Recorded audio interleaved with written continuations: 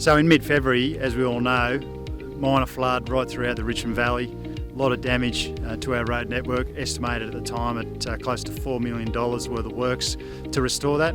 We got straight on the front foot, assessed the damage and got works going straight away.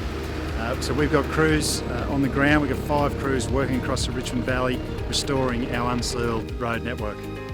So it's an extensive program of works that we've got. We've already done 32 kilometres, we're currently working on another 56 kilometres, and by the time we get the works done within the emergency period, which is 3 months, we'll have restored almost 200 kilometres of the Richmond Valley's unsealed road network.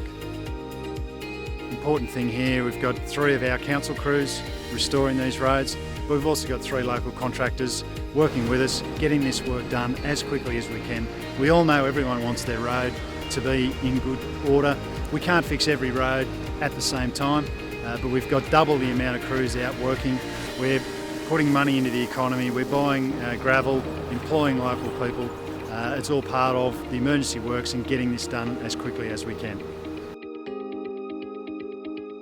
So Richmond Valley Council, we've got 3 categories of unsealed rural roads. Category A, our highest used, Category B, not used as much, and Category C, not used very often, but still important for people to get to their homes. By the time we finish this program of emergency works, 70% of our Category A network will be restored. We'll have new gravel on a lot of those roads, and a third of our entire 530 kilometre rural unsealed road network will have been restored following the floods in February.